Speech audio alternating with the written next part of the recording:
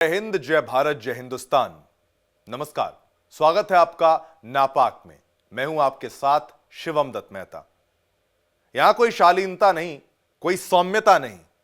यहां हर झूठ को पकड़ते हैं, हर चाल को उजागर करते हैं और हर उस ताकत का पर्दाफाश करते हैं जो दूसरे देशों की जमीन पर आतंक को पैदा करती है, आतंक को उगाती है, आतंक की खेती करती है। नापाक पाकिस्तान, वो वही देश जो दुनिया के सामने मासूम बनने का नाटक करता है, ड्रामा करता है, पर अंदर से गंदगी, धोखा और हिंसा की फैक्ट्री चलाता है, जो शांति का नारा लगाकर परदेश में आग भड़काता आया है, आज उसी आग की लपटों में जल भी रहा है। आज के शो में हम सिर्फ बातें नहीं करेंगे, हम सबूत भी दिखाएंगे। वीडियो, दस्तावेज और लोगों की आवाजों के साथ हम खोलेंगे उस नकाब को, हटाएंगे उस नकाब को जिसे पाकिस्तान ने सालों से पहना हुआ है, सालों से जिसको पहन के वो बैठा है। हम दिखाएंगे कि कैसे उसकी हर नापाक हरकत, उसकी हर साजिश आखिरकार उसी को घेर कर रह जाती है। यहां सच बोलना सिर्फ पेशा नहीं, एक जिम्मेदारी भी है और इस जिम्मेदारी को निभाने में हम कभी भी पीछे नहीं हटते, कभी नरम नहीं पड़ते। तो हो जाइए तैयार, करते हैं यलगार, क्योंकि आज फिर हम खोलेंगे नापाक पाकिस्तान के सच की किताब, उसे काटेंगे और उड़ाएंगे उसकी धज्जियां। पाकिस्तान एक बार फिर अपनी नाकामी छिपाने के लिए वही पुराना खेल खेल रहा है, भारत को बीच में घसीटने का। लेकिन इस बार कहानी कश्मीर की नहीं, बल्कि काबुल की गलियों से शुरू होकर इस्लामाबाद की दीवारों तक जा पहुंची है। दरअसल अफगानिस्तान और पाकिस्तान के बीच मंगलवार को हुई उच्च स्तरीय वार्ता बिना किसी नतीजे के अचानक खत्म हो गई और जैसे ही बातचीत पटरी से उतरी, पाकिस्तान की बौखलाहट खुलकर सामने आ गई। अब अपने हर असफल कूटनीतिक कदम का ठीकरा भारत के सिर फोड़ने की कोशिश में वो लग गया है। ना समझौता हुआ, ना भरोसा बचा। तालिबान के साथ रिश्ते टूटने के कगार पर हैं और पाकिस्तान अपनी इस शर्मनाक विफलता से ध्यान भटकाने के लिए भारत पर इल्जामों की बरसात कर रहा है। यानी जब बात ना बने तो पाकिस्तान का फॉर्मूला वही पुराना, गलती अपनी लेकिन दोष भारत का। भारत पर इल्जाम, आतंक का नाम। भारत काबुल पर नया वार, वही पुराना अंदाज। पाकिस्तान में संकट बढ़ा, भारत पर ठीकरा फोड़ा गया।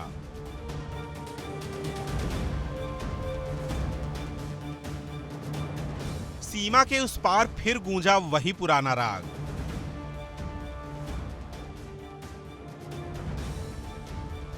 भारत पर इल्जाम, आतंक का नाम। ये राग है पाकिस्तान का, जो भारत से पिटने के बाद भारत को भुला ही नहीं पा रहा है।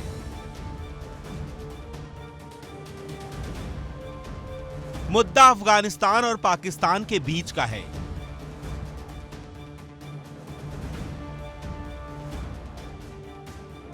लेकिन पाकिस्तान फिर से बौखलाहट में भारत का राग अलाप रहा है। पाकिस्तान फिर से भागा भागा फिर रहा है, क्योंकि अफगानिस्तान के साथ कोई समाधान नहीं निकल रहा।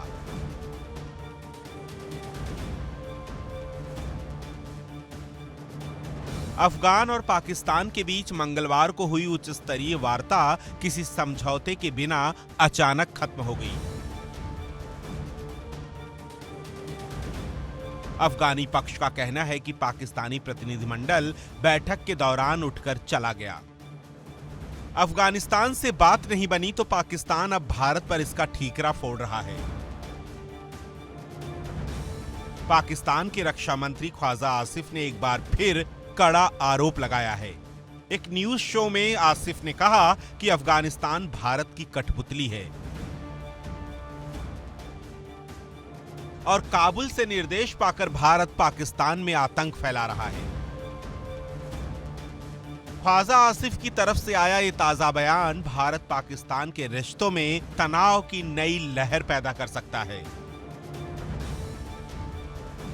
उन्होंने कहा कि भारत अपनी पश्चिमी सीमा पर हार का बदला काबुल के जरिए ले रहा है और अगर अफगानिस्तान ने हमले की सोचा भी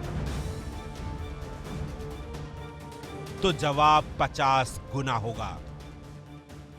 पाकिस्तान का यह झूठ पूरी दुनिया जानती है, क्योंकि ऑपरेशन सिंदूर ने पाकिस्तान की सरकार और सेना को घुटनों पर लाकर खड़ा कर दिया था।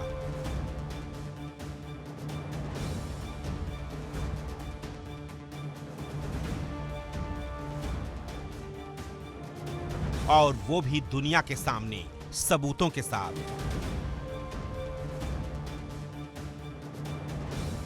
लेकिन ये पाकिस्तान है कि सुधरता नहीं। पाकिस्तान विश्व में झूठे दावे और आतंक के नाम से ही जाना जाता है और वो आज भी उसी पटरी पर चल रहा है। पहले आप सुनिए कि ख्वाजा आसिफ ने अपने बयान में क्या कहा। जब से ये तालिबान जो है वो इक़्तिदार में आए हैं, तो मैं समझता हूं कि ये लोग जो हैं ये बेइख्तियार लोग हैं। इनके जो इस वक्त काबुल के अंदर जो हुकूमत है उसमें पेनिट्रेट किया हुआ है इंडिया ने, और इंडिया जो है वो काबुल के जरिए एक प्रॉक्सी जंग जो है उसने शुरू की हुई है पाकिस्तान के खिलाफ। इसमें किसी को शक नहीं होना चाहिए। और साहब अगर वो जो डायलॉग करने आए हैं वो एक मिनट अगर मुझे आप आधा सेकंड दे, आधा मिनट देने मुझे, कि इंडिया ने जो वेस्टर्न बॉर्डर के ऊपर यानी अपने वेस्टर्न बॉर्डर के ऊपर और हमारे ईस्टर्न बॉर्डर के ऊपर जो शिकस्त फाश उनकी हुई है, जो हजीमत उन्होंने उठानी हुई है, जो जिल्लत उन्होंने उठाई है, वो किसी ना किसी तरह जो है वो काबुल के जरिए जो है उसको कंपनसेट करना चाहते हैं। इतना ही नहीं, पाकिस्तान ये दावा कर रहा है कि अफगानिस्तान को कंट्रोल करने वाला भारत है, जो कि दिल्ली से काबुल में फोन के जरिए कंट्रोल किया जा रहा है। लेकिन हकीकत तो यह है कि पाकिस्तान की करतूतों का अब अंत होना तय है, क्योंकि उधर से अफगानिस्तान, इधर से भारत और पाकिस्तान में अंदर गृह युद्ध की स्थिति वहां की सरकार को बौखला रही है।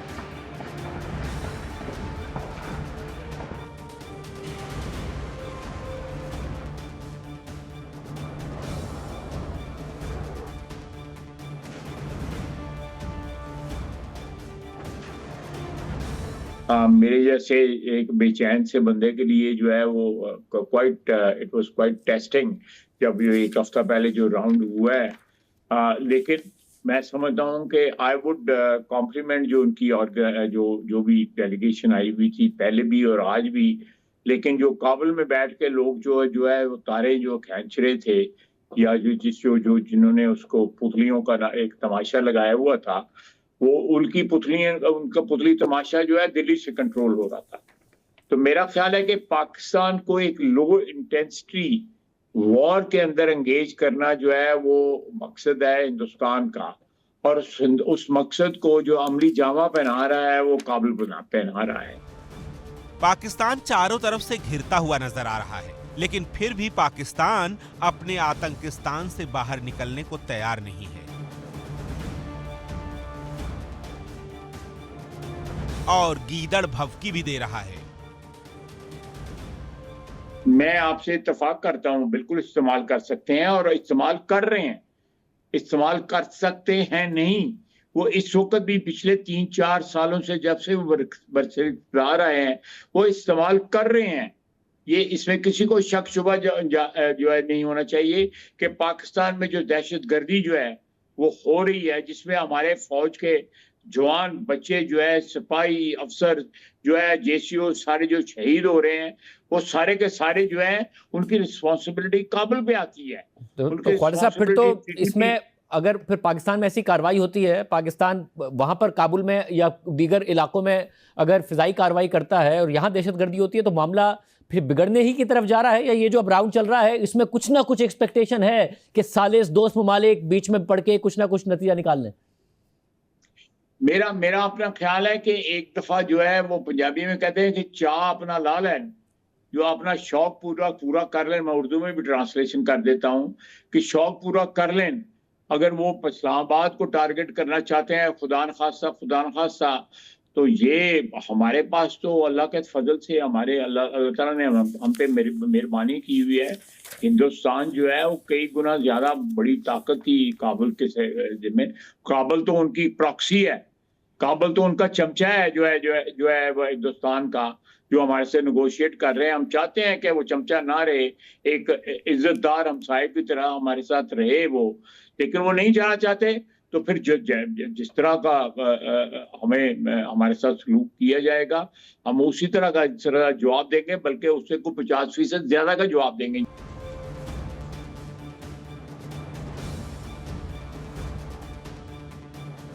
पाकिस्तान की हकीकत क्या है, इसका खुलासा भी हाल ही में हुआ है। पाकिस्तान ने पहली बार यह कबूल किया है कि उसके और अमेरिका के बीच एक समझौता है जिसके तहत अमेरिकी ड्रोन पाकिस्तान के रास्ते अफगानिस्तान में इस्तेमाल किए जाते हैं। अफगान पक्ष ने यह मांग की है कि पाकिस्तान ये गारंटी दे कि उसके किसी भी खेल से अफगानी हवाई क्षेत्र का उल्लंघन नहीं होगा, लेकिन पाकिस्तान का कहना है कि उसके पास अमेरिकी ड्रोन पर कोई नियंत्रण नहीं है।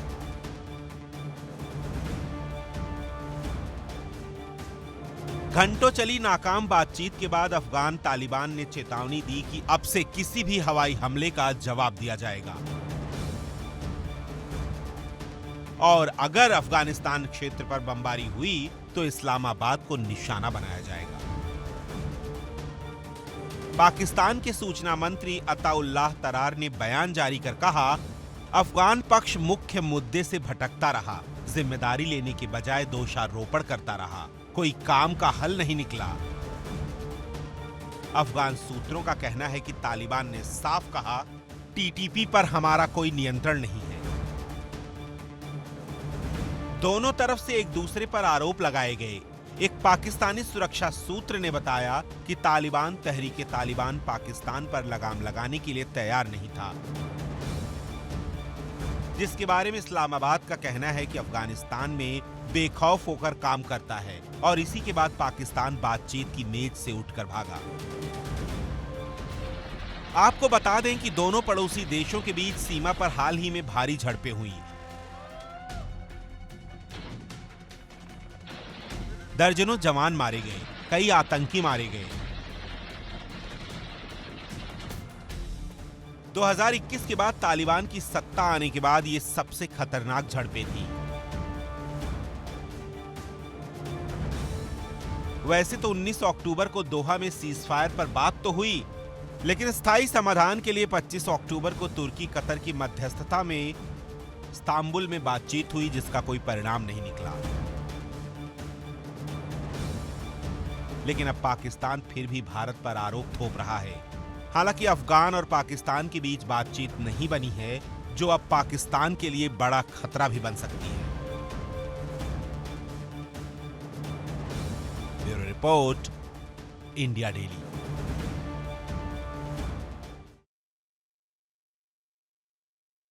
मसूद अजहर, वो नाम जिसने संसद पर हमला करवाया, पुलवामा में हमारे जवानों का खून बहाया, और अब वही गिद्ध फिर अपने पंख फैलाने की कोशिश कर रहा है।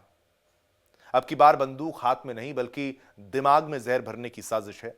जैश ए मोहम्मद ने बनाया है नया हथियार, जमात उल मोमिनात, यानी महिलाओं की आतंकी फौज। 21 मिनट के ऑडियो में मसूद अजहर खुद महिलाओं को जिहाद के नाम पर भड़काता हुआ सुनाई देता है।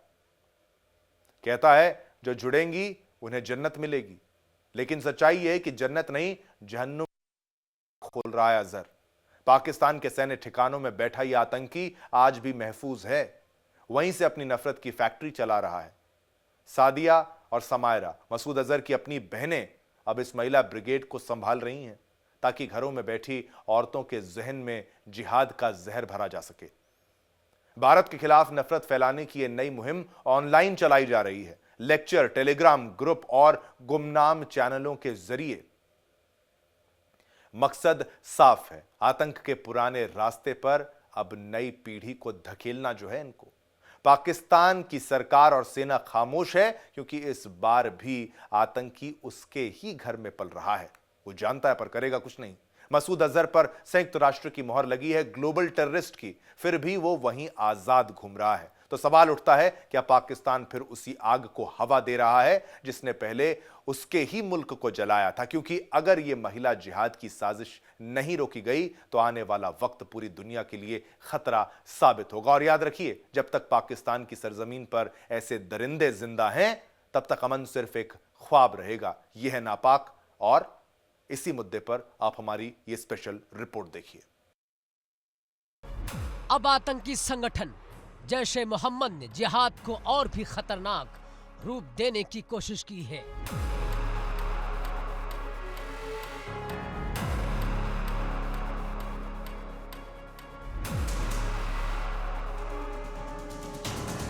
अब आतंक का चेहरा बदल रहा है और इस बार वो चेहरा नकाब में है।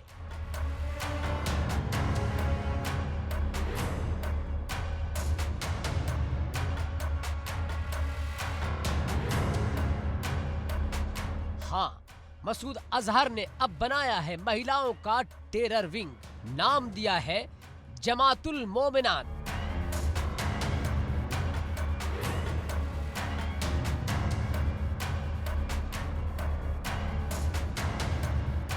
और इसमें महिलाओं को बनाया जा रहा है जिहाद का नया हथियार।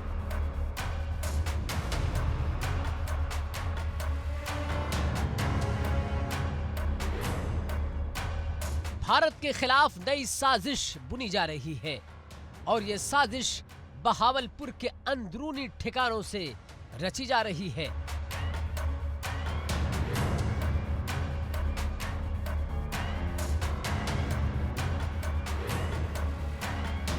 पाकिस्तान समर्थित आतंकी संगठन जैश-ए मोहम्मद अब जंग के मैदान को और व्यापक कर रहा है। 21 मिनट का एक ऑडियो सामने आया है जिसमें खुद जैश का सरगना मौलाना मसूद अजहर बोल रहा है। इस ऑडियो में वो महिलाओं की जिहादी ब्रिगेड बनाने की घोषणा करता है। नाम रखता है जमातुल मोमिनात, यानी ईमान वाली महिलाओं का समूह।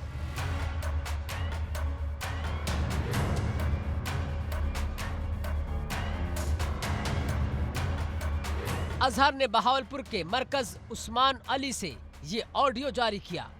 यहीं से जैश-ए मोहम्मद की कई आतंकी साजिशें पहले भी चलती रही हैं।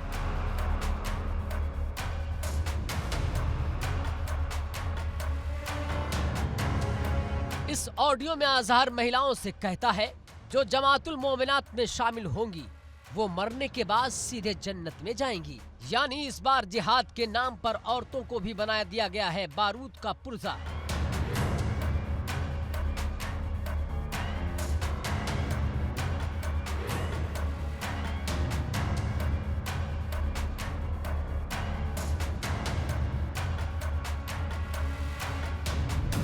वयुकाफ़ी मज़ीद कि आज जमाअतुल मोमिनात की इफ्तिताई मजलिस हो रही है। अल्लाह रब्बुल आलमीन ने ये दीन इस्लाम सिर्फ मर्दों के लिए नाजिल नहीं फरमाया, ये मर्दों के लिए भी है, औरतों के लिए भी है। आका मदनी हज़रत मोहम्मद सल्लल्लाहु अलैहि वसल्लम सिर्फ मर्दों की तरफ मबऊस नहीं हुए, आप मर्दों के लिए भी तशरीफ़ लाए और औरतों के लिए भी तशरीफ़ लाए। कुरान मजीद, फुरक़ान हमीद, कुरान अज़ीम शान, इसमें ये अल्लाह ताला ने मर्दों के लिए भी नाजिल फरमाया है, औरतों के लिए भी नाजिल फरमाया है। और मर्दों के लिए ज़िम्मेदारियाँ मुकर्रर कर दी हैं और औरतों के लिए भी उनकी ज़िम्मेदारियाँ मुकर्रर कर दी हैं। ना कोई मर्द दुनिया में बेकार आया है और ना कोई औरत दुनिया में बेकार आई है। ना ये आसमान अल्लाह ताला ने बेकार पैदा फरमाया है, ना ये ज़मीन अल्लाह ताला ने बेकार पैदा फरमाई है। क्या तुम गुमान करते हो कि तुम ऐसे ही फजूल बेकार पैदा हुए हो कि सारी ज़िंदगी तुम्हारी अपनी ज़ात के गिर्द घूम जाए, अपने घरेलू मसाइल में और बस फजूलियात में तुम्हारी ज़िंदगी गुजर जाए? तुम सोचते हो कि तुमने हमारे सामने पेश नहीं होना, तुम्हें पेश होना पड़ेगा और तुम्हें अपनी इस ज़िंदगी का हिसाब देना पड़ेगा। इस कायनात में इंसान का वजूद, उसका जो किस्सा कुरान पाक ने बार बार जिक्र किया, तो मर्द औरत दोनों शामिल हैं। मसूद अजहर ने इस महिला विंग का पूरा ब्लूप्रिंट बताया। कहा कि जैसे जैश के मर्द आतंकी दौराए तरबियत नाम के ट्रेनिंग कोर्स से गुजरते हैं, वैसे ही महिलाएं दौराए तस्किया नामक कोर्स से गुजरेंगी।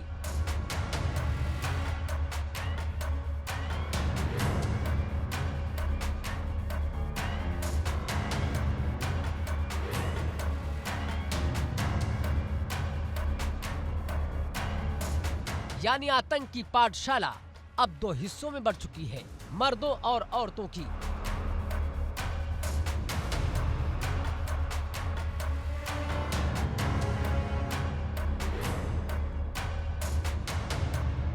पहला चरण मानसिक जहर भरने का, दूसरा चरण हथियारों की ट्रेनिंग का, तीसरा चरण आत्मघाती मिशनों में शामिल होने का।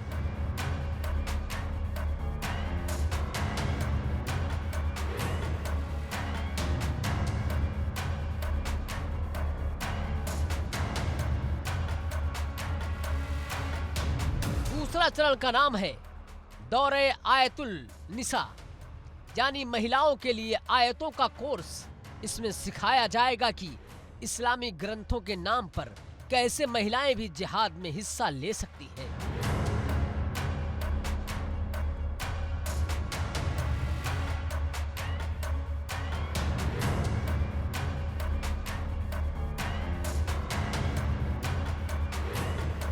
ये सोच नहीं, ये कट्टरपंथ का नया चेहरा है, जहां मजहब को ढाल बनाकर औरतों को आतंक की राह पर धकेला जा रहा है।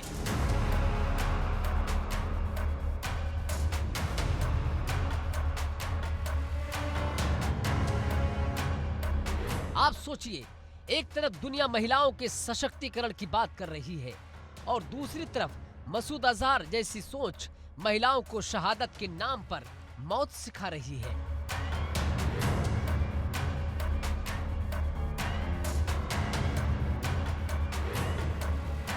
ये सिर्फ आतंकवाद नहीं, ये महिला आतंकवाद का नया संस्करण है और इसका मुख्यालय है पाकिस्तान।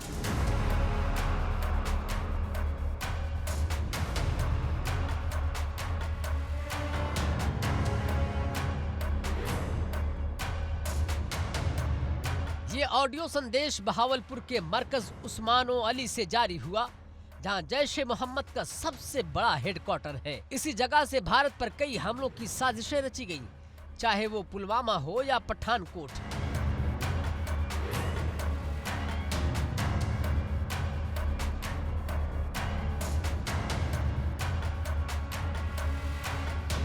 मसूद अजहर ने अपने भाषण में यह भी कहा कि उसकी बहन हवा बीबी भारत के ऑपरेशन सिंदूर में मारी गई थी और इसी बहन की मौत ने उसे महिलाओं के टेरर विंग बनाने की प्रेरणा दी। उसने दावा किया कि जमातुल मोमिनात का विचार उसी दिन जन्म लिया था।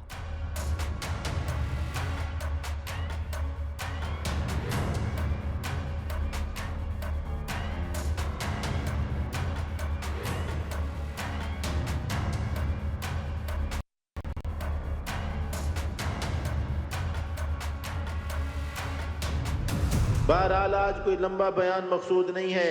अल-मोमिनात की जमात का काम हम बहुत पहले शुरू करना चाहते थे, रुकावटें आती रहीं, यहाँ तक कि मेरी बड़ी बाजी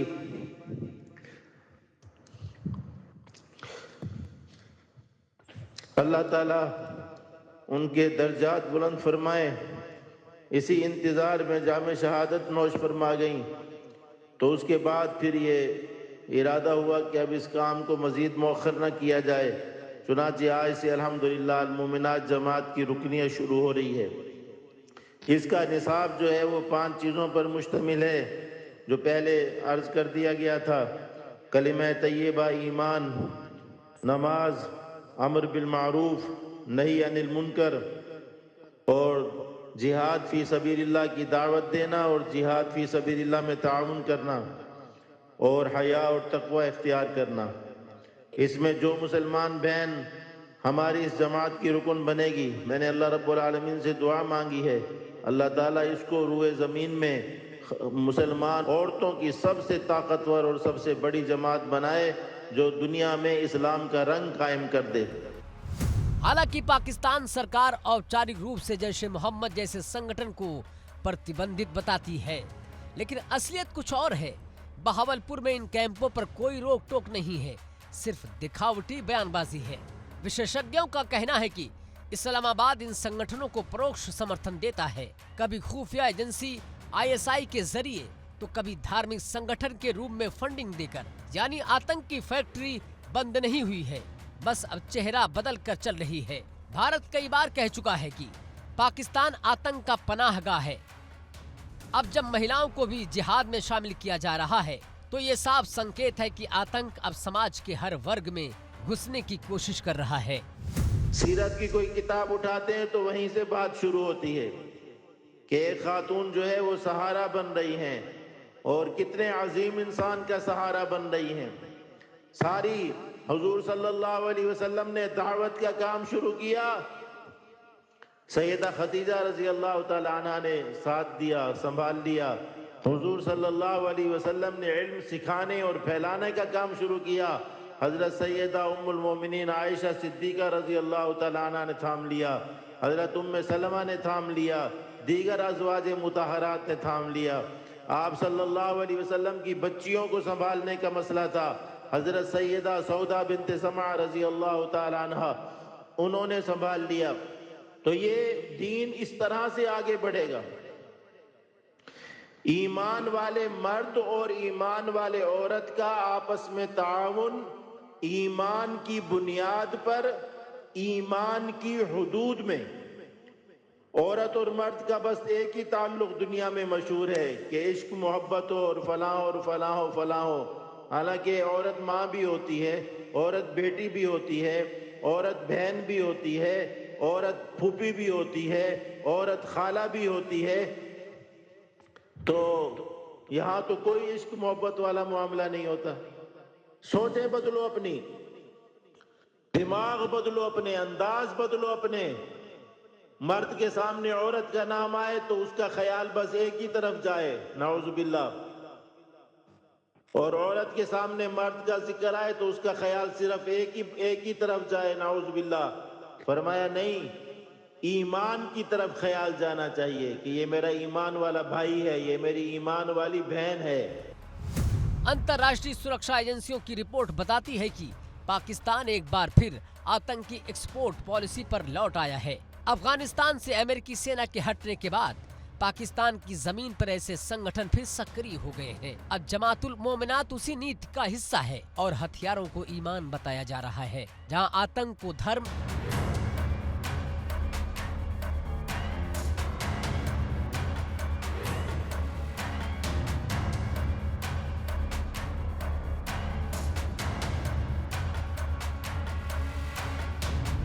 फिर अम्बिया अलैहिमुस्सलातु वस्सलाम के किस्से शुरू फरमाए तो उसमें भी बताया कि किस औरत ने क्या किरदार अदा किया। जिस नबी अलैहिस्सलातु वस्सलाम की बीवी ने दीन में और ईमान में उनका साथ दिया, उनकी दावत ज़्यादा फैली, अजर तो सबको पूरा मिलेगा। कोई नबी अपने साथ जितनी उम्मत भी लाएंगे, इसलिए कि अम्बिया अलैहिमुस्सलातु वस्सलाम ने अपनी जिम्मेदारी खूब निभाई, पूरी निभाई। लेकिन घर के माहौल का असर समझाने के लिए अल्लाह रब्बुल आलमीन ने कुरान मजीद में उनके सच्चे वाक़यात और किस्से नकल फरमाए हैं। हज़रत सैयदना इब्राहीम अलैहिस्सलातु वस्सलाम की दोनों बीवियाँ उनकी मुआविना बनी।